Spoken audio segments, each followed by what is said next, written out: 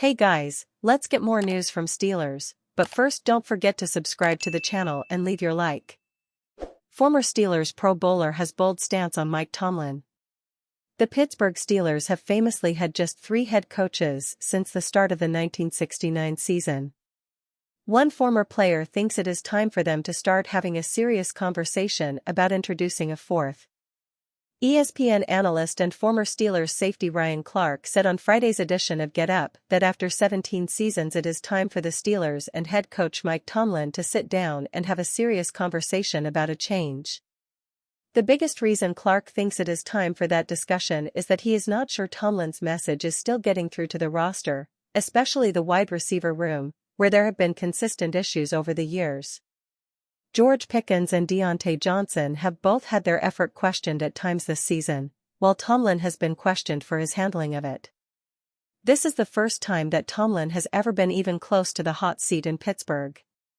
It's also the first time there is serious outside discussion about the team needing a change. The Steelers have not won a playoff game since the 2016 season and are on a brutal 3-game losing streak that has seen them go from the top AFC wildcard team to outside of the playoff picture.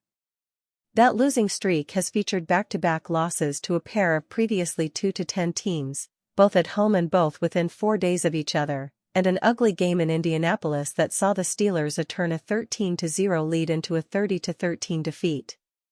Unless they win these remaining 3 games, and likely get some help, it will be 7 consecutive years without a playoff win in Pittsburgh, the franchise's longest drought in the Super Bowl era. The Steelers have not won a playoff game since the 2016 season and are on a brutal 3-game losing streak that has seen them go from the top AFC wildcard team to outside of the playoff picture. That losing streak has featured back-to-back losses to a pair of previously 2-10 teams, both at home and both within 4 days of each other, and an ugly game in Indianapolis that saw the Steelers turn a 13-0 lead into a 30-13 defeat. Unless they win these remaining 3 games, and likely get some help, it will be 7 consecutive years without a playoff win in Pittsburgh, the franchise's longest drought in the Super Bowl era. Overall, Tomlin's tenure in Pittsburgh has been an incredible success. The Steelers have, to this point, never had a losing season under him, appeared in 3 AFC championship games, 2 Super Bowls and hoisting the Lombardi Trophy once. At some point, though, the lack of playoff success has to become an issue, as does the fact this is not the first time in recent years the Steelers have fumbled away a big lead in the playoff race during the stretch run of the regular season. If they end up missing the playoffs for a second year in a row, it might be time for that discussion. Hall of Fame coach Bill Walsh once argued that after 10 years together a team and a coach should take a serious look at themselves to determine if they still work well together. Chuck Noll won his 4th Super Bowl in Pittsburgh after his 11th season and then oversaw 12 years of mediocrity with only one 10-win season. Bill Cowher retired in Pittsburgh after 15 years and never gave himself a chance to burn out. After Tomlin's 10th season, his team has had just 3 playoff appearances in 6 years, 0 playoff wins and only one 10-win season. At some point the message gets stale. The time for change might be here. Steelers Jaylen Warren, George Pickens says next time he'll block for me. To say this has not been the best week for George Pickens would be an understatement. After failing to block for RB Jaylen Warren on a critical play in a loss to the Indianapolis Colts, Pickens also failed to take accountability in his media session this past Tuesday. The talented but often maligned receiver said the reason he didn't block for Warren was that he didn't want to get injured on the play. He then went on to essentially blame the media. "All the people that's questioning my effort, they don't play football, they do what y'all do," said Pickens. Well, Jaylen Warren does happen to play football, and earlier this week, the ascending running back said that he would have blocked for himself if he were Pickens.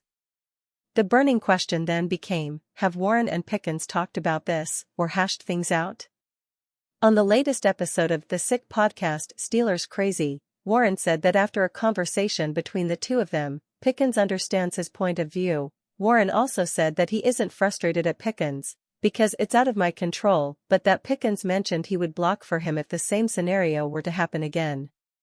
To be determined. The Steelers have a critical matchup on the horizon against the Cincinnati Bengals and will look to put all of this drama behind them this Saturday at Acrisure Stadium. One thing is for certain, they will need both Warren and Pickens to be at their very best if they want to keep their playoff hopes alive. Chiefs expect to lose 51 games as starter in NFL free agency.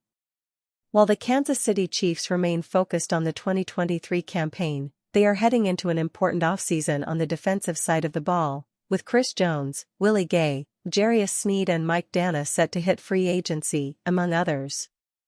Considering KC's defense currently ranks third in the NFL in points allowed, expect at least one or two of these four starters to walk toward a bigger payday. Gay may be the most likely to leave given the Chiefs' depth at linebacker.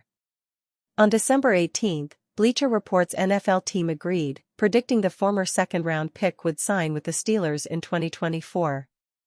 The Dallas Cowboys would be looking for a new young linebacker.